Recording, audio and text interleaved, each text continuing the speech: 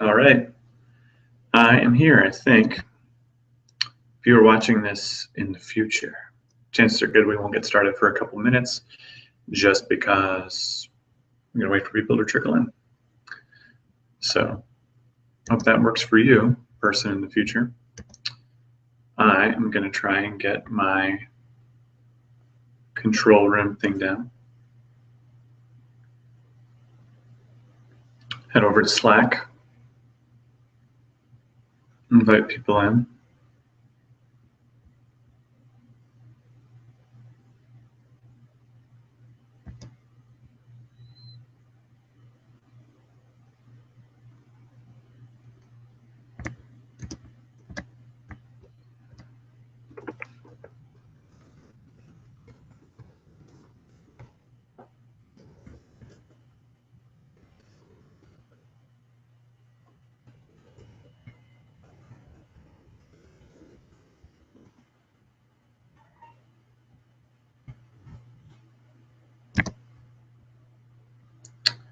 Oh, here we are.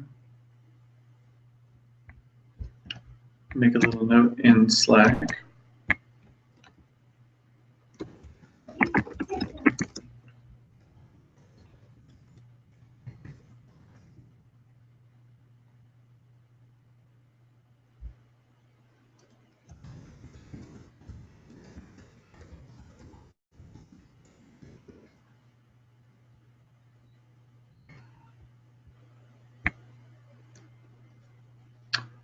Hello, hello.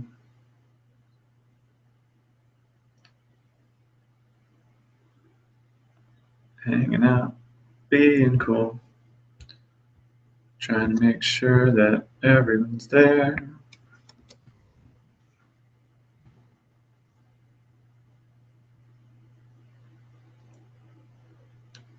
Now we're making faces and being foolish.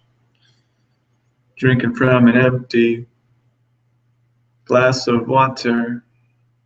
Oh, someone here?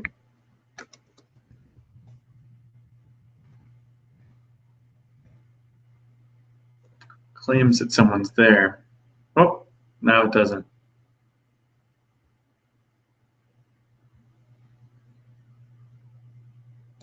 Let's check the settings.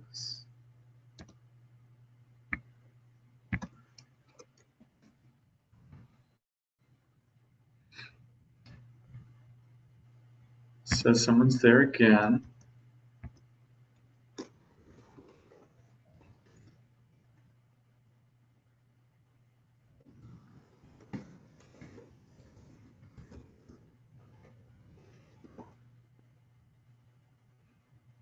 Looks like Justin's in the house.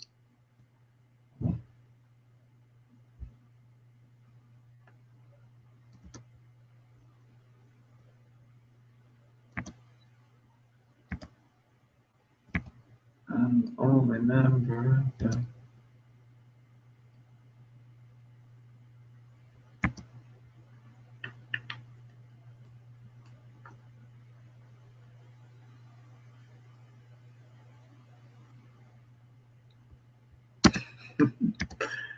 I think I'm there, he says. Great. You can hear me talking. If you hear me talking, type yes.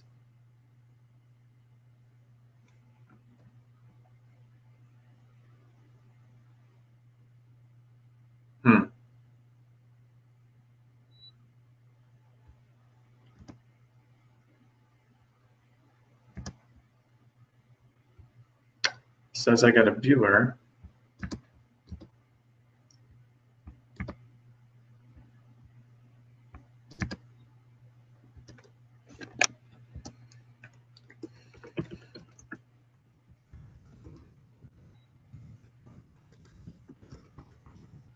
You can't see me talking. You probably aren't. If someone is in here and it's not Justin, just give us 2 seconds. Oh, I see 2 people now. Well, 2 viewers, but it says I'm the only member of the call. What is that supposed to mean? I'm down to 1 viewer again. if you're there and you're listening, if you could please go on the Slack and type, "Hey, I'm here. You see me now." Can you hear me too, Justin?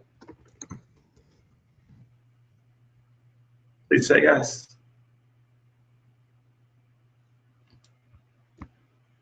Yeah. All right. Cool. Then I'm going to get started because we're 5 minutes into the thing. So let me head over, do a little screen share. What do you think? All right. Oh, let's share this.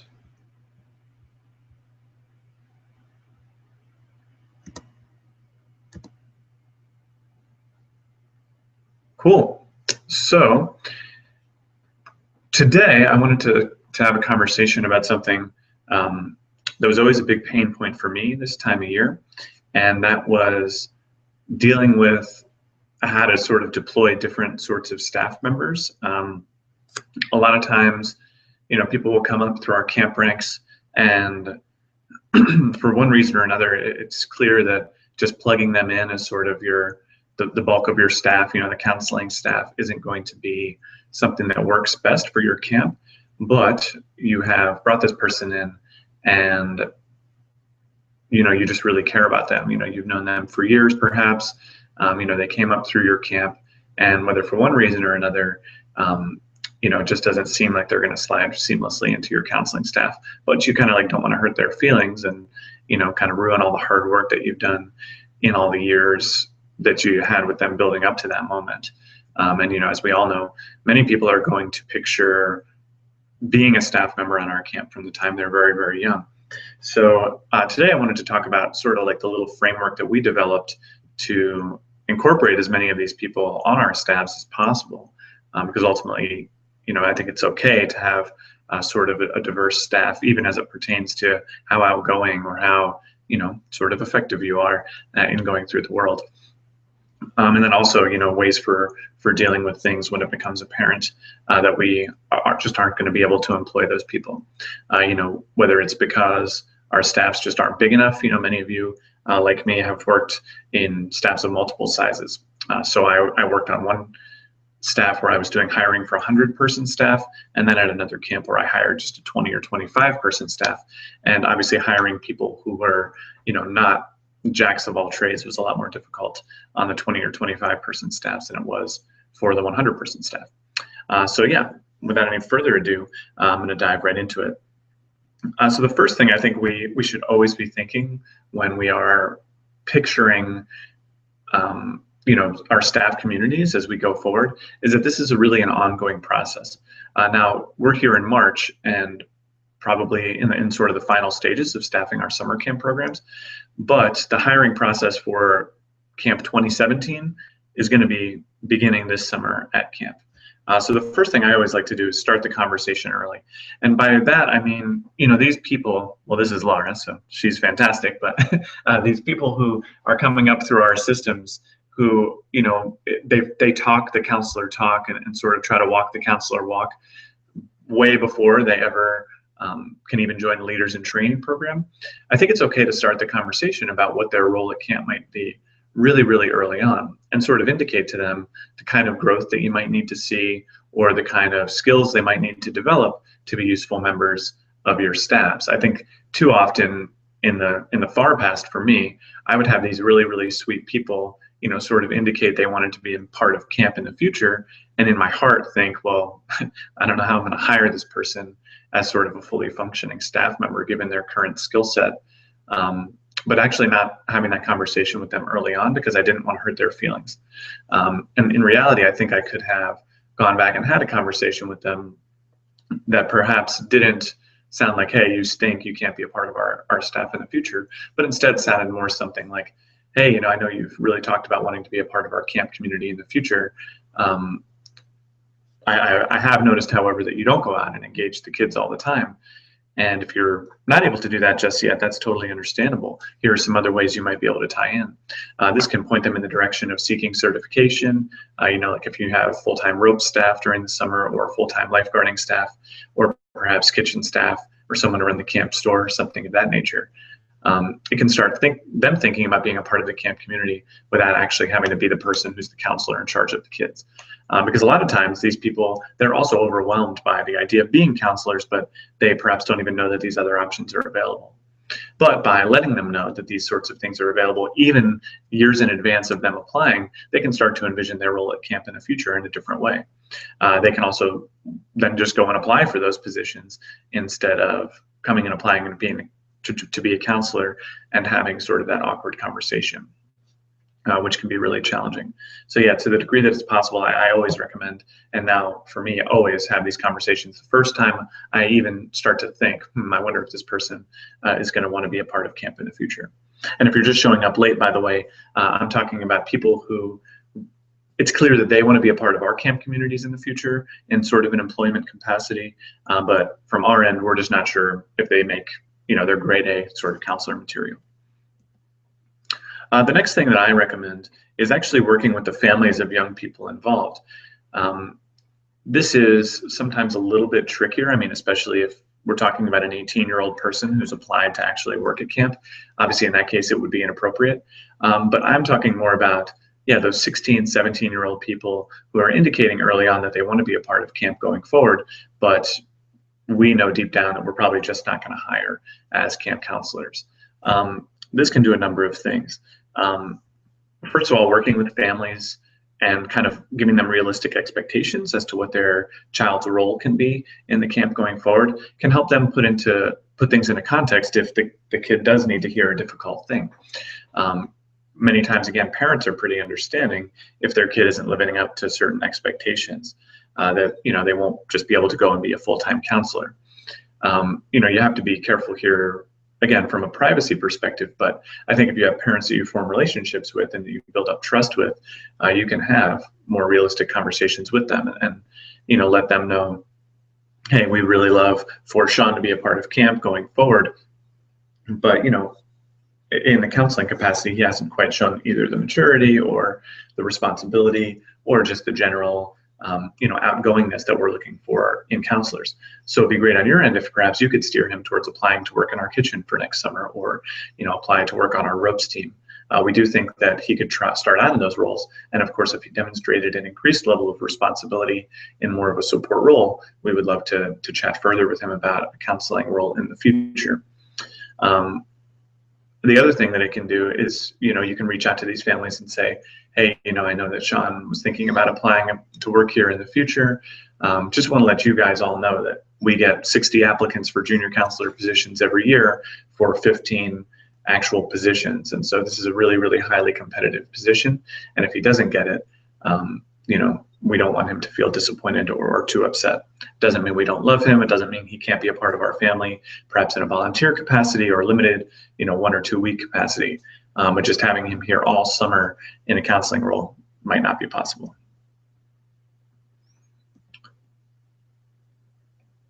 So the next thing I started doing was, in my mind, being prepared to make a decision right when an interview with one of these people applying right when that happened. And so this might sound like a little bit, disingenuous or something.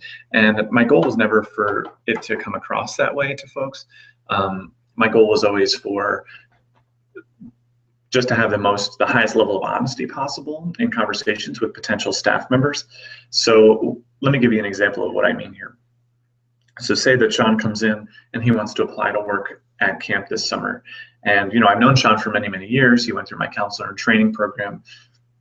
And it looks for all the world. I know after just seeing him at camp for weeks and weeks and weeks that I wouldn't trust him just yet, watching over other people's, prized children, So when Sean comes in for an interview, I want to have in my mind like a series of things I can present to him that he can walk away with to make a decision on his end. And so I can give a pretty specific example. I'll continue to use the name Sean as a hypothetical. But there was a young man who came in to apply to work for me in a counseling role a couple of years ago, and I just knew for sure that I wasn't going to be able to put him in a counseling role. There were things about him that just made that an impossibility from my mind. But he was a very kind-hearted person and someone who was a positive contributor in our community. And I knew that I didn't want to have him walking away feeling like, he was less than his peers that he had grown up at camp with. And so before his interview ever started, I had decided that I could offer him a role, sort of a hybrid role, working in our kitchen and taking camp photographs, and availing him sometime during the day just to generally participate in other camp activities. And so knowing this, being armed with this decision before the interview had started, allowed me to guide the interview questions in that direction from the get-go. So when Sean came in, he started talking about, wanting to work at camp, and I started asking him where he thought his biggest strengths were, and so he talked about, well, he's very responsible. And it was true. Sean was good in school, and like I said, very kind and thoughtful of others. But sort of lacked the social skills to go out and counsel kids in the way and connect with younger kids in the way that we needed him to be able to do. And so as he started talking about his strengths, I started pairing those strengths with roles we actually had available at camp. So I said, what was your biggest struggle last season? So you're very responsible, but what were some of your biggest struggles when you came as a counselor in training? And Sean said, I'm not sure. And I said, well, how did it go in actually connecting with the kids when you were paired with the counselor and kind of shadowing with them? He said, it went okay. We didn't really, form great bonds or anything. And I said, why do you think that is? And he said, well, sometimes I have trouble, making friends, meeting new people. I said, I totally understand that. And hey, I've observed that you're still working on that as well. So what I was picturing for this summer was, what if we carved out a role for you where you could use your biggest strengths, how responsible you are and how able you are to show up on time for things and get the work done that needs to get done, where you can use those strengths to really, really help camp. But on the same token, where the things that you struggle most with, won't cause you big struggles in your job here. And he said, that makes sense. I said, well, here's what I thought. I actually thought this would be a great role for you. And this is when I explained the role that I had created for him, which, like I said, was that hybrid photographer and kitchen role. Built into that photographer role, I also had opportunities for actual skill development for him. So I taught him how to use WordPress. I taught him how to use, the Facebook social media platform and things like that. And so I presented this to him not only as something that he could use to help camp, but something that he could use in his further career development as well. Because, I know he had talked about, wanting to be able to put photographs online and sort of maybe even start his own websites in the future.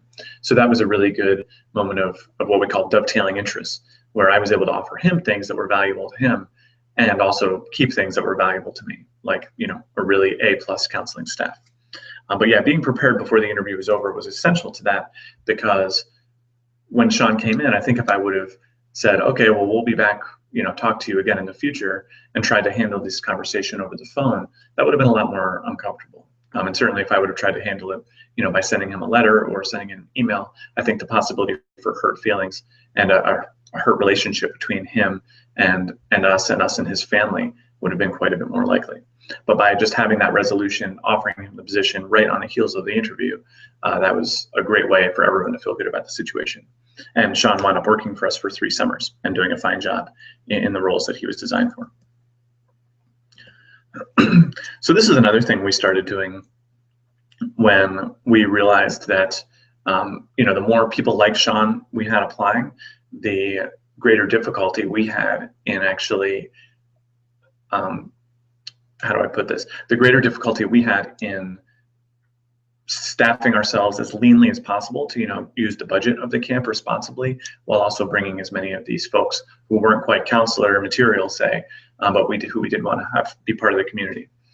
So what we did was we actually specialized the existing roles at camp and narrowed them down. And so here's what I mean by that. So many counselors at camp wound up wearing a bunch of different hats at our camp. They would help with cleaning on Sundays, for instance. They would do cabin cleanup throughout the day. They might chip in serving in kitchen shifts throughout the summer. Like the camp I used to work at 2 camps ago, we would have counselors be so-called in unit one week, where they would actually be counseling staff, and then be out of unit other weeks, where they would work in the kitchen or on ropes, or running the nature center, or working the arts and crafts building.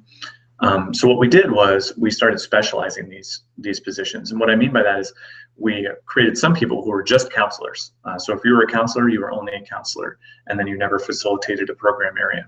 And then for other people, we put them into roles where they only facilitated program areas or the camp store or other places like that. And what this did was it actually led to greater performance across the board for a lot of our staff members. So people who came to me and worked as counseling staff, they didn't lose their traction as counselors by going into the kitchen for a week and getting used to the tempo of being a kitchen staff employee.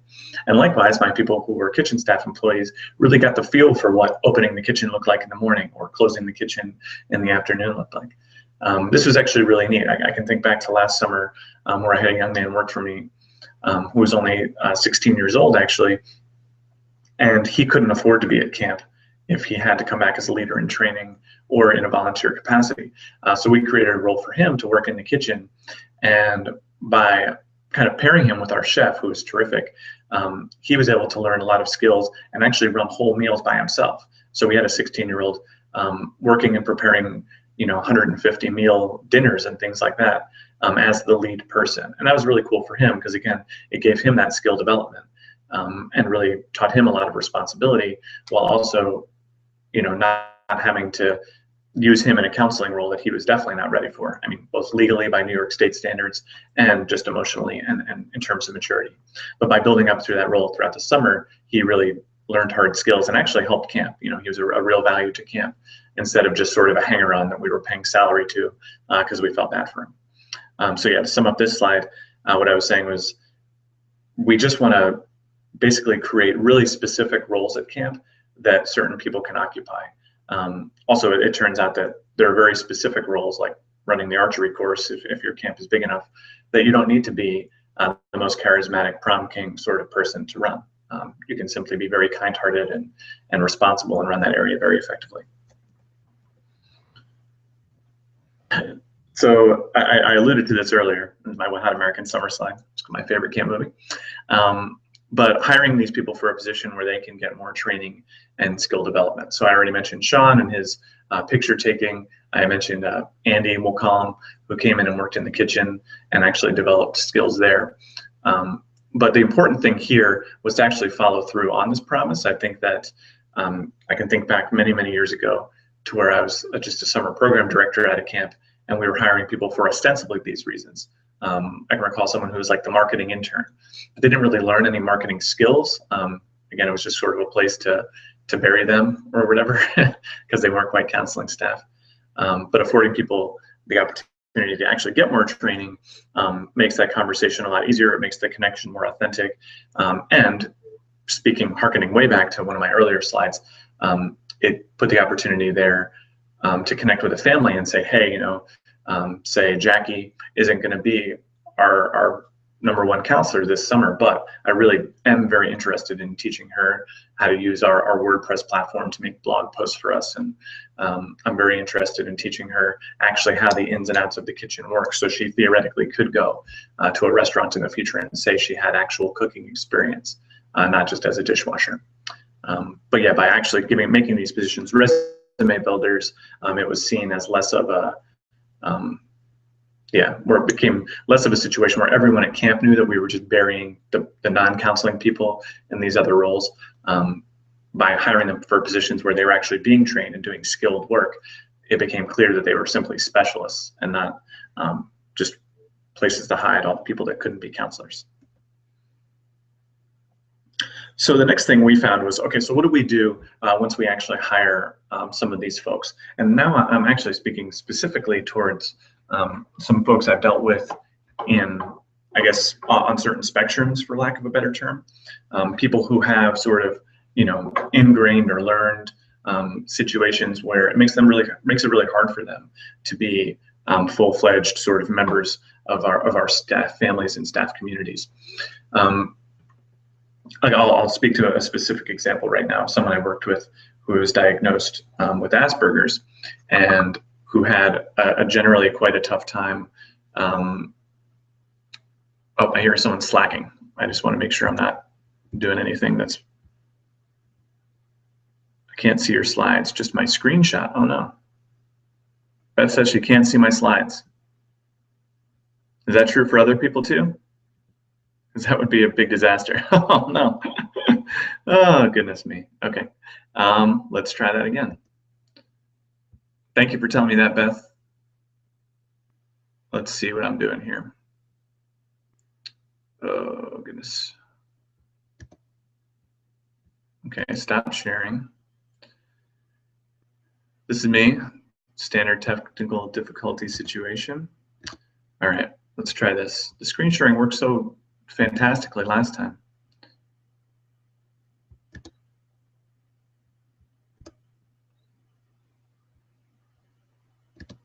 Can you see it now? People out there in the world?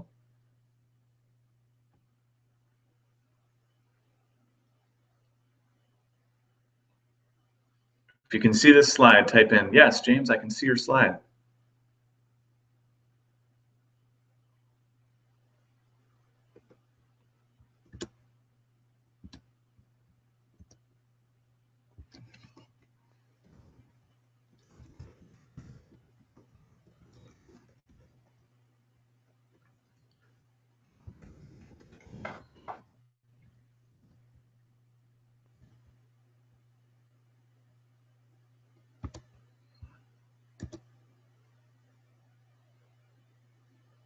All right, sorry for the big pause, everybody. Just want to try to get these slides back together because they really are lovely. I want to make sure you can see them. I hear people typing now. We can see we can add the images. Oh, Beth says she can see them now. Great. All right, well, I'm going to go back in time and I'm going to show you the slides just because they're so sweet. I mean, look how great these slides are. This is my start the conversation early slide, work with the family slide, and I'll put these all out too so you guys can get them. Be prepared to make the right decision. I mean, look at these effects, right? Look at all those pictures going into the mixer. Gorgeous. My Wet Hot American Summer slide. And here we are. Okay, so back to my discussion around how to actually deploy people who especially come with learning disabilities or on the spectrum or things like that. I'll go back to that gentleman, Sean, I was talking about, who came and worked for me, and he was definitely on the spectrum. He was born with cerebral palsy and quite a few various learning disabilities, things like that, but was one of the very kindest people that I had worked with, you know, on the camper end. And I knew that this person wouldn't come on staff and be irresponsible. I knew that he wouldn't come on staff and be unkind to anyone or gossip. I knew also, I really liked sort of the, what it said about our camp to have someone like Sean on staff. Oh, I see. So you can't see him in full screen? All right, how about now, Beth? All right, well, whatever. I'm just gonna keep going.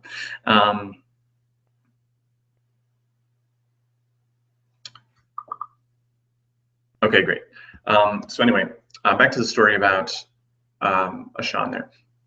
So I knew I wanted to have him to be a part of the community, and I really, like I said, valued him as a person, but there was just no way at all he could be a counselor. And it turned out early on that he was having a lot of difficulty in that role as the kitchen/photographer man, because a lot of it was sort of self-directed. You know, what I told him was, hey, go out and get a picture of every program area, and you know, make sure you take pictures of people zoomed up or whatever else. And Sean, in the first few days doing this, kind of did not do a very good job. You know, he was able to show up for his kitchen shifts and he did very, very well there, but he wasn't doing very well on the photography end of things. And so I went to my kitchen supervisor and asked him how everything was going. And he said, yeah, Sean's doing great, but he needs lists. You know, when he shows up, he needs to be told, this is what you do. You start by chopping the carrots. When the carrots are done chopped, you can check them off the whiteboard, and then you move on to chopping tomatoes and so on. And this was actually a really cool lesson for me to learn, I guess, because the kitchen, of course, has all these really measurable outcomes that just need to happen. And my kitchen manager knew that, and he knew that most people need these sorts of lists to function really, really well. And that, you know, observing that Sean was doing really well in that environment and not doing so well in the photography environment, all that indicated to me was that the failure was on my part, you know, not on his part. And so what I did was, go back to him and just give him lists. Okay, you don't go to every program area and get shots of, kids from close up. I just created a list that said, in the morning, you need to go to arts and crafts during this time, you need to go to the lake during that time, and you need to get one close-up picture of every single kid who's there. So just created these checklists for him, handed them to him, and just started reviewing them with him basically after every working period. So just checking with him at lunch very briefly, checking with him at dinner early on, and then we moved towards me checking his stuff every day, and then moved on towards me checking it every week. And by the end, he was, taking the pictures, putting them onto WordPress for me, writing blog posts, and creating slideshows at the end of the week for our people to watch. The whole camp would come and watch, 100, 125 person slideshow. And these slideshows, sounds like a relatively small thing to drag a bunch of pictures in, but he did an excellent job, putting out a representative example of what happened at camp that week. He ensured that he got every single kid at camp in those slideshows, because we showed them to both kids and parents at the end of the week. And generally speaking, just did a really, really nice job. So yeah, but it was absolutely essential to give him specific instructions with measurable outcomes in order to get him to succeed. And likewise, I think if I didn't want to hire him back the following summer, it would have been really easy then to point to the lack of follow through on those measurable outcomes as the reason. And then it wouldn't have to be that I don't like you as a person, Sean, simply that, we have these jobs to get done. The checklists weren't followed through on the way that we needed them to be. And, we just can't have people who can't meet their outcomes. And it could have been a learning moment for him in that environment instead. The next thing I want to talk about, and I really hope you can see this slide. I'm going to even go back and try it again. Because this is a slide, and I'm going to just go and share it with you. Let's try it. Okay. Hopefully you can see it now. But this is a slide that I think is really, really neat because it gives a picture of, oh, here we go. Now I'm screen sharing and presenting to everyone. What do you know? Now I know you can see my slides. Good. So anyway, this slide I think is really, really neat and important to me because it created a benefit that I never even considered when hiring a person who was sort of, I guess, atypical in the spectrum language there. So this is a picture of this person called Sean. And like I said, Sean's role at camp was to take these pictures and to work on the kitchen staff, but we also freed up a lot of time for him to just sort of be part of the community because it was important for us to, I don't know, let him do that. Yeah, we really liked him. I didn't want him to feel like he was sort of being shuffled away. And this is a picture of some young people that Sean wound up connecting with in a really unexpected way. So I don't know if you can tell from the picture or if that's even possible to be a thing, but two of the girls in this picture are people who were on some sort of spectrum or another as well. One of them in particular suffered from very, very deep depression as a result of her condition. And it's sometimes hard for me to talk about this actually, but she would come back as a leader in training really unexpectedly at some point off in the future from when this photo was taken, and when talked about, how that happened and why I went back year after year, she said that talking with Sean that summer wound up saving her life because when she came to camp, she'd never really met anyone who was like her from her perspective. And she'd never met anyone in particular who was like her, who, was like doing things that she thought were cool and sort of important. And by having Sean on staff and having him there to talk and connect with the people who came to camp who were like him, and they weren't very many of them, but there were definitely a handful, and, he tended to gravitate towards them and vice versa. She was able to see like a role model who was going through a lot of the same things she were, and they would stay up late and talk and things like that. And it was really, really, very, very powerful. It was powerful for her, but it also wound up being incredibly powerful from a growth perspective for him. He wound up actually going to his church. This was a church-related camp, and a lot of people were sharing stories from camp at church. And he gets up at the end and says, I never thought I would have anything really to share about cool things that happened at camp. Someplace I always sort of just went. But this last summer, and then he shared this story of this young woman who came and told him that the conversations they had were the most important in her whole life. He talked about the fact that he never really pictured himself as a leader or a role model in that way until it happened at camp too. So I pictured back to all my hand wringing, in that March so many years ago, like, can I really spend X number of dollars of camp's money on hiring this person and having them at camp? And I think that story in and of itself made all that expenditure worthwhile, to say nothing of the fact that Sean actually did show up and do a great job. He actually did come up and do the work that was required of him to justify the expense just from the fact of getting the work done that someone would have to do. So we really, really appreciated having him there for that. But it also happened to create one of the very most magical moments ever for my whole time working at camp. This last one is something that was brought to me, and I actually never wound up doing this, but it's an idea I heard from an inner city camp in New York City, and I guess I won't share the name of that camp because I don't want to out them or something if they don't want to make it known that this is what they do. But this is a camp that works really, really with kids from very, very tough backgrounds, and many of them come up through the camp for many years and then want to work at camp, and for whatever reason just aren't sort of hireable material. But in many cases, this camp has been the sole thing that's pulled them out of a life of turmoil where they're getting into trouble, perhaps with the law. Maybe they grew up never knowing their parents or whatever else. And camp has sort of a different role in their lives than it did in the lives of kids at the camp I grew up at. And so when they come to apply and work at camp, it can be very uncomfortable for a director who's seen this person grow up from the age of 6 to now 16 and tell them, well, yeah, we've loved you this whole time and we're like parents to you, but we just don't want you around at camp. And so what they did to make those conversations easier, I guess, was they actually had a 2-part interview process where staff would interview with both the director and then a board member as well. Or actually, they may have done it where multiple people were at the interview. That's what it was. So the executive director and a board member would be present at the interview, and they would let the person know that it was going to be a group decision going forward. So the director would then call this person after the fact and say, hey, in looking at the process, the committee decided that it wasn't going to work out for hiring this summer. And of course, I love you and I believe in you and I believe you can do anything, but I hope you can understand that these are committee decisions.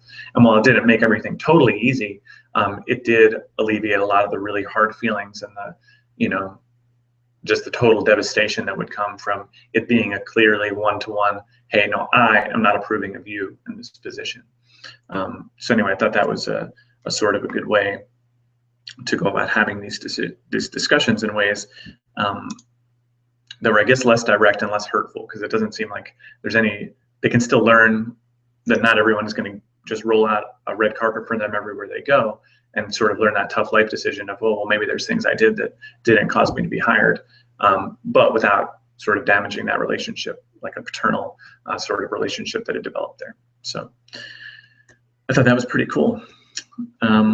Yeah, so I have some other slides about kind of creative ways to deploy other kinds of staff members, but I know that we're already past our time based on some technical difficulties I was having there.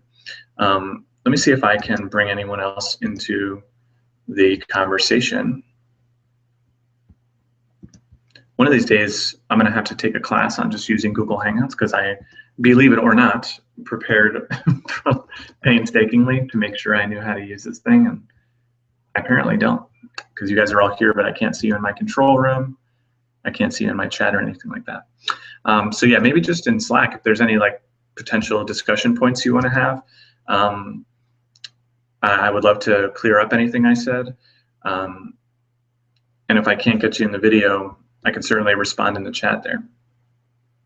And if people would like me to keep going on the ideas I had about employing, in particular, I have slides on using sort of our best staff in new and creative ways that you might not have considered, or like really dynamic staff. Yeah, I can talk about those. But if we're good, you guys have places to be, I understand that too. I can simply save that stuff for another day. Anyone out there in Radio Land?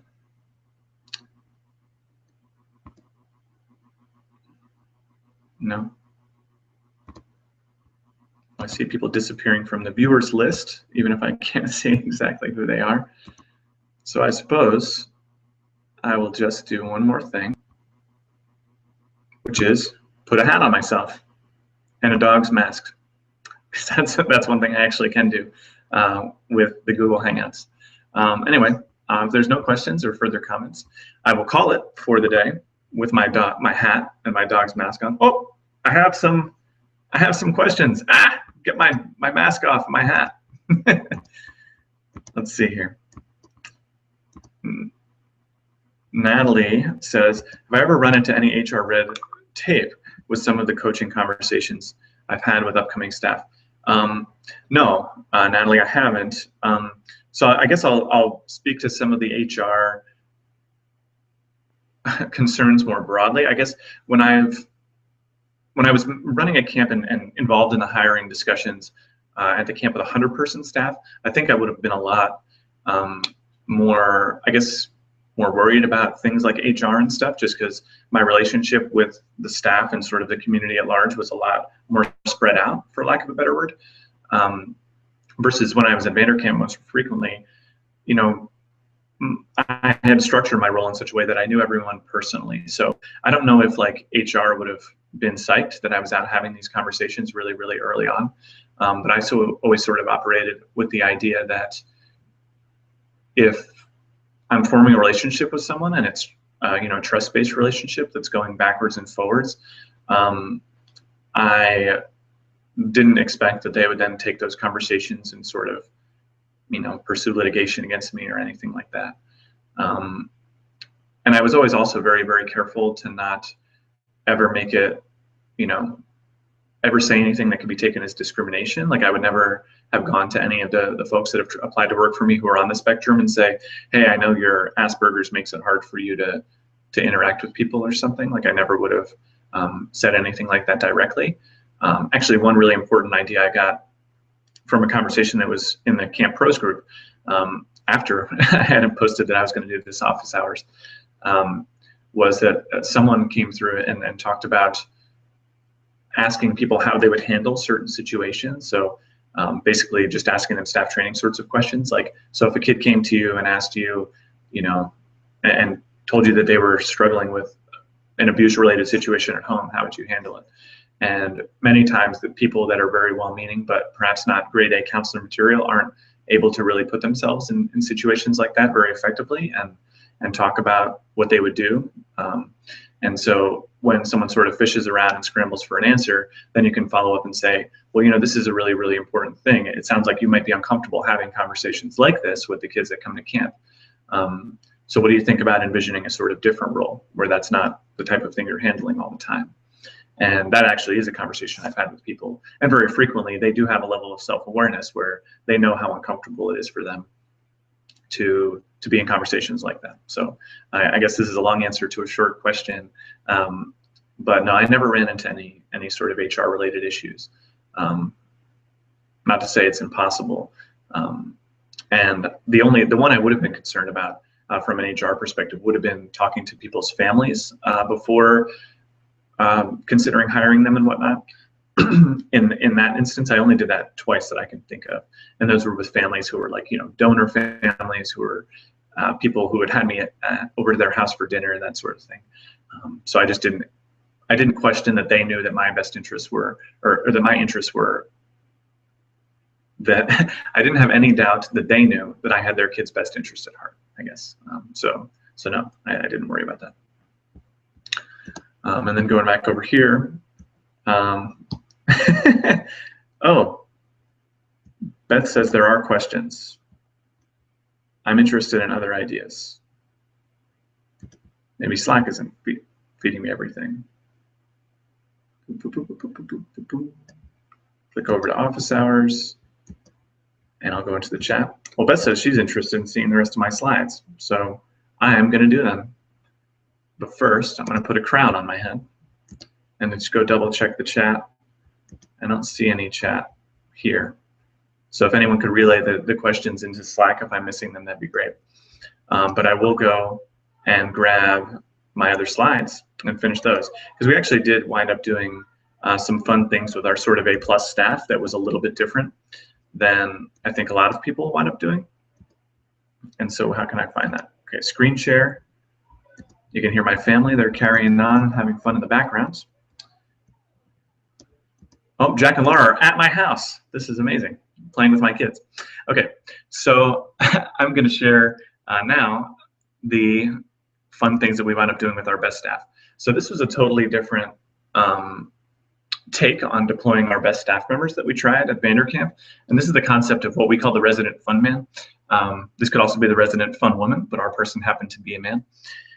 So this came about mostly because I had someone interested in working for me who didn't want to take on the assistant director role, have a lot of administrative things going on and, sort of be in charge, I guess, for lack of a better term.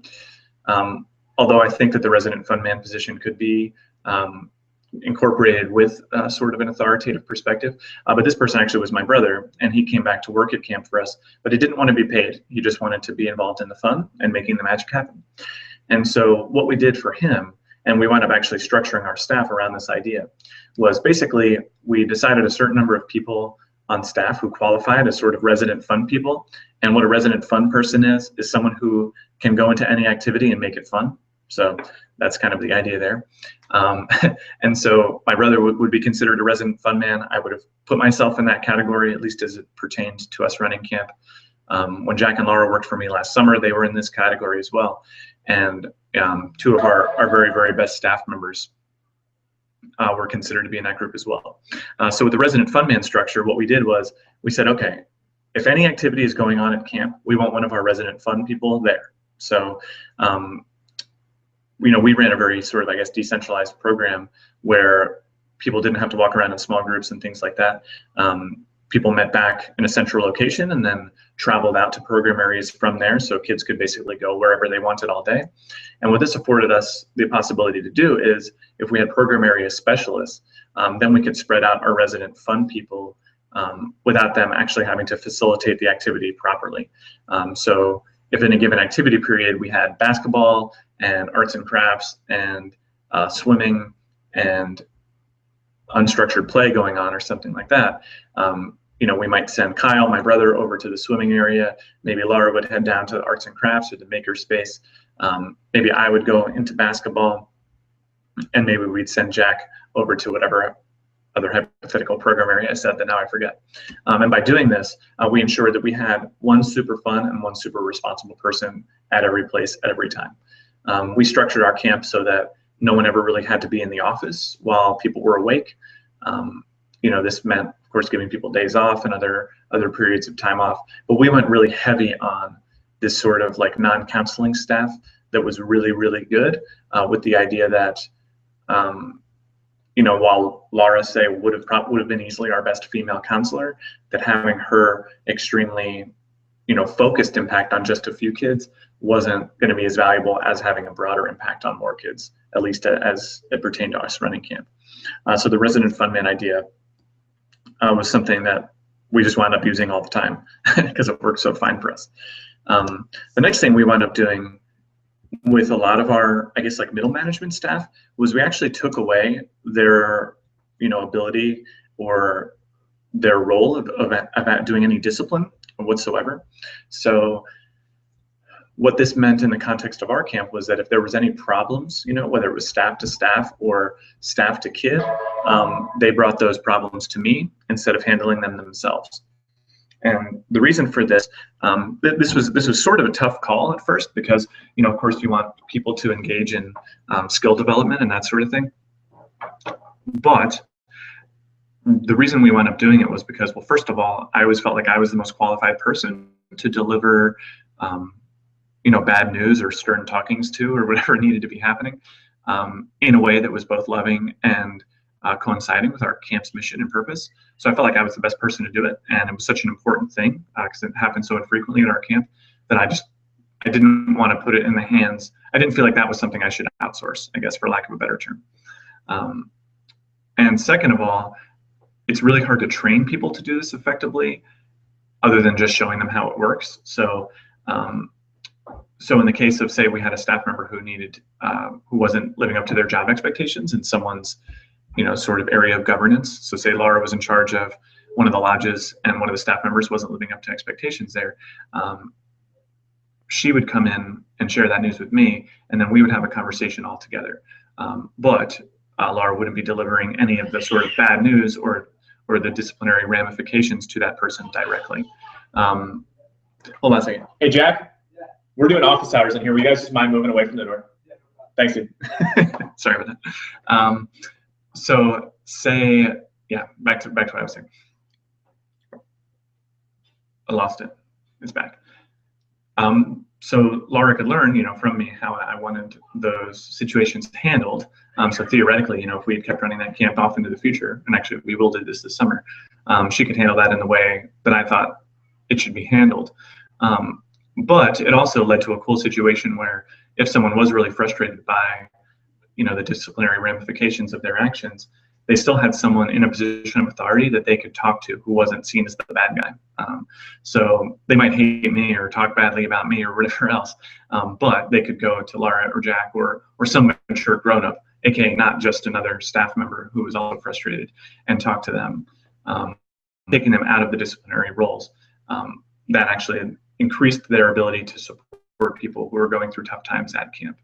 And it also led to the sort of diffusion. They can also provide context to those people, really healthy context. Well, hey, what do you think James was thinking? And that sort of thing. Instead of, again, just, as we called them at camp, going into those yes circles where they would go in and say, yeah, James is so mean. And everyone goes, yeah, James doesn't know what he's doing when it comes to disciplining people at the waterfront. Yeah.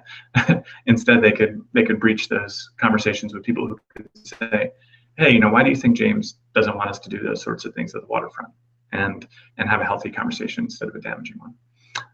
And that the support is really important as well. So yeah, we took that away.